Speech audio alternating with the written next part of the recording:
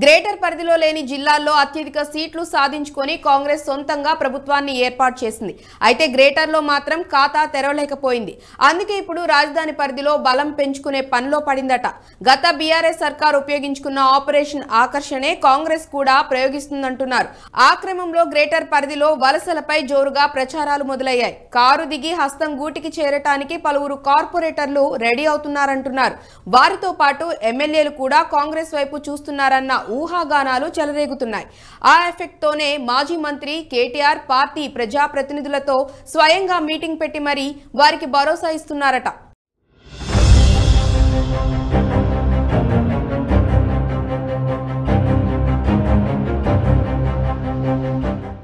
Greater పరిధిలో ఒక్క MLA seat కూడా గెలవలేకపోయిన కాంగ్రెస్. గ్రేటర్లో ఆపరేషన్ ఆకర్ష్పై కాంగ్రెస్ దృష్టి. కాంగ్రెస్తో టచ్లో ఉన్న కొందరు కార్పొరేటర్లు. రాజధాని మినహాయించి మిగిలిన జిల్లాలో అత్యధిక సీట్లు సాధించుకుని కాంగ్రెస్ సోలోగా ప్రభుత్వాన్ని ఏర్పాటు చేసింది. అయితే గ్రేటర్లో ఒకటంటే ఒక్క సీటు గెలవకపోవడంతో ఇతర పార్టీల నుంచి చేరికలను ప్రోత్సహించాలని యోచిస్తుందంట. ఇందులో భాగంగా ఆపరేషన్ ఆకర్షణను పదును పెడుతుందంటున్నారు. ఎన్నికలకు ముందు పలువురు కార్పొరేటర్లు కాంగ్రెసులో చేరగా మరికొందరు హస్తం వైపు చూస్తున్నారని తెలిసింది. ఇప్పటికే కొందరు ఎమ్మెల్యేలు కాంగ్రెస్ అగ్రనేతలతో టచ్లో ఉన్నట్టు జోరుగా ప్రచారం కొనసాగుతుంది. ఆ ప్రచారంలో నిజమున్నట్టు తాజాగా కేటీఆర్ మీటింగ్లో స్పష్టం చేస్తుంది. ప్రస్తుతం బీఆర్ఎస్ టఫ్ టైం ఎదుర్కొంటుందని, ఇలాంటి పరిస్థితుల్లో పార్టీలో ఉండే వాళ్లే సొంత మనుషులని, ఇతర పార్టీల వ్యక్తులు మభ్యపెడితే ఆశపడి మోసపోవద్దని, భవిష్యత్ బీఆర్ఎస్దేనని, మీ అందరికీ కార్పొరేటర్లుగా మరోసారి పోటీ చేసే అవకాశం కల్పిస్తామని తాజాగా జరిగిన జీహెచ్ఎంసీ పార్టీ కార్పొరేటర్ల సమావేశంలో కేటీఆర్ హామీ ఇస్తూ మాట్లాడారు. ఇవే కాదు, అధికార పార్టీ ఏం చేయబోతుంది, దానికి సమిష్టిగా ఎలా తిప్పికొట్టాలి అన్న దిశానిర్దేశం చేస్తూ పార్టీ కమిటీల ఏర్పాటు ఉంటుందని స్పష్టం చేశారు. పార్టీ ప్రతిపక్షంలో ఉన్న నేపథ్యంలో ముందస్తు చర్యల్లో భాగంగానే ఈ సమావేశమని చెబుతున్నారు. అయితే కేటీఆర్ ఆ తరహాలో ఇంతకు ముందెప్పుడూ మాట్లాడలేదు. తాజా కార్పొరేటర్ల సమావేశంలో గతానికి భిన్నంగా కేటీఆర్ ఎందుకు మాట్లాడారు, ఎమ్మెల్యేలు లేకుండా కేవలం కార్పొరేటర్లతో సమావేశం అవడానికి గల కారణమేంటి, గ్రేటర్లో పార్టీ గెలుపునకు కృషి చేసిన వారికి కృతజ్ఞతలు చెప్పేందుకే మీటింగ్ ఏర్పాటు చేశారా, మరేదైనా కారణముందా అంటే రాజకీయ వర్గాల్లో భిన్నాభిప్రాయాలు వ్యక్తమవుతున్నాయి. వాస్తవానికి తెలంగాణ ఆవిర్భావం తర్వాత మొదటిసారి అధికారంలోకి వచ్చిన బీఆర్ఎస్ గ్రేటర్లో పట్టు కోసం భారీ స్థాయిలో ఆపరేషన్ ఆకర్షణకు తెరతీసింది. ఇతర పార్టీ నుంచి నేతలను చేర్చుకుంది. ఏడాదిన్నర వ్యవధిలో జరిగిన జీహెచ్ఎంసీ ఎన్నికల్లో రికార్డు స్థాయి విజయం సాధించింది.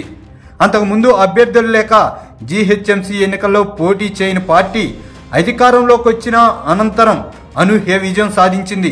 150 స్థానాలకు గాను ఏకంగా 99 డివిజన్లలో ఆ పార్టీ అభ్యర్థులు గెలుపొందారు. పూర్వ ఎంసీహెచ్ ప్రస్తుత జీహెచ్ఎంసీ చరిత్రలో ఎప్పుడూ లేని విధంగా మేయర్ పీఠం దక్కించుకుంది. 2016లో జీహెచ్ఎంసీ ఎన్నికలు జరగగా అంతకు ముందే నగరంలోని టీడీపీ ఎమ్మెల్యేలను పార్టీలో చేర్చుకుంది కారు పార్టీ. ప్రస్తుతం ఆ పార్టీలో ఉన్న మాజీ మంత్రి తలసాని శ్రీనివాస్ యాదవ్తో సహా ప్రస్తుతం ఎమ్మెల్యేలుగా ఉన్న చాలామంది ఇతర పార్టీల నుంచి వచ్చిన వారే. ఇదే వ్యూహం కాంగ్రెస్ అమలు చేస్తే ఇప్పటికే పలువురు బీఆర్ఎస్ ఎమ్మెల్యేలు కాంగ్రెస్లో చేరేందుకు సిద్ధంగా ఉన్నారన్న ప్రచారం జరుగుతుంది. వారి వెంట కార్పొరేటర్లు వెళ్లకుండా నిలువరించే ప్రయత్నంలో భాగంగానే తెలంగాణ భవన్లో సమావేశం ఏర్పాటు చేశారని బీఆర్ఎస్ శ్రేణులు అంటున్నాయి. అసెంబ్లీ ఎన్నికల్లో సంపూర్ణ మెజార్టీతో అధికారంలోకి వచ్చిన కాంగ్రెస్ గ్రేటర్లో మాత్రం ఖాతా తెరవలేకపోయింది. జీహెచ్ఎంసీ పరిధిలోని 24 నియోజకవర్గాల్లో ఒక్కచోట ఆ పార్టీ అభ్యర్థులు విజయం సాధించలేకపోయారు. తెలంగాణకు గుండెకాయ వంటి హైదరాబాదులో శాసనసభ్యుల ప్రాతినిధ్యం లేకపోవడం ఆ పార్టీకి లోటుగా మారింది. ఈ నేపథ్యంలో ఇక్కడ పార్టీ బలోపేతం, వచ్చే లోక్సభ ఎన్నికల్లో విజయమే లక్ష్యంగా కాంగ్రెస్ నేతలు పావులు కదుపుతున్నట్టు ప్రచారం జరుగుతుంది. జిల్లాలో అపూర్వ ఆదరణ లభించిన పార్టీకి నగరంలో ఎందుకు ఎదురుగాలి వీచింది, లోపాలేమిటి, బీఆర్ఎస్ అనుకూల అంశాలేమిటి అన్న దానిపై పార్టీలోని కీలక నేతలు పోస్టు మార్టం చేస్తున్నట్టు తెలిసింది. క్రమంలో పార్టీ పటిష్టత కోసం చేరికలను ప్రోత్సహించే యోచనలో కాంగ్రెస్ రాష్ట్ర అగ్రనేతలు వ్యూహాత్మకంగా వారు పావులు కదుపుతున్నారని రాజకీయ వర్గాల్లో చర్చ సాగుతుంది. ముఖ్యంగా బీఆర్ఎస్ కార్పొరేటర్లు లక్ష్యంగా ఆపరేషన్ ఆకర్షకు తెర తీయాలన్న యోచనలో ఉన్నారంట. నగరంలో ఎమ్మెల్యేల ప్రాతినిధ్యం లేని నేపథ్యంలో కార్పొరేటర్ల చేరికల ద్వారా స్థానికంగా ప్రజలతో సత్సంబంధాలు కొనసాగించవచ్చునన్నది నేతల ఆలోచనగా చెబుతున్నారు. కొన్ని నియోజకవర్గాల్లో ఎమ్మెల్యేలు కార్పొరేటర్ల మధ్య సఖ్యత లేదు. అలాంటి వారిపై కాంగ్రెస్ ప్రత్యేక దృష్టిని సారిస్తుందంట. టీడీపీలో ఉన్నప్పుడు రేవంత్ రెడ్డితో పరిచయం ఉన్న పలువురు ప్రస్తుతం బీఆర్ఎస్ కార్పొరేటర్లుగా ఉన్నారు. వారు పార్టీలో కొనసాగుతారా లేక హస్తం గూటికి వెళ్తారా అన్నది ఆసక్తిగా మారింది. బీజేపీ నుంచి గెలిచిన కార్పొరేటర్లో కొందరు టీడీపీ నుంచి వచ్చిన వారు ఉన్నారు. వారితోనూ సంప్రదింపులు జరుగుతున్నాయంటున్నారు. వాస్తవంగా జీహెచ్ఎంసీ ఎన్నికలు ఇప్పట్లో లేవు. ఫిబ్రవరి 2021లో ప్రస్తుతం పాలక మండలి కొలువుదీరగా తిరిగి ఎన్నికలకు 2026 వరకు సమయం ఉంది. గత ఎన్నికల్లో కాంగ్రెస్ ఏఎస్ రావు నగర్ ఉప్పల్ డివిజన్లో మాత్రమే గెలిచింది. లింగోజీగూడ కార్పొరేటర్ హఠాత్ మరణంతో ఈ స్థానాన్ని కాంగ్రెస్ కైవసం చేసుకుంది.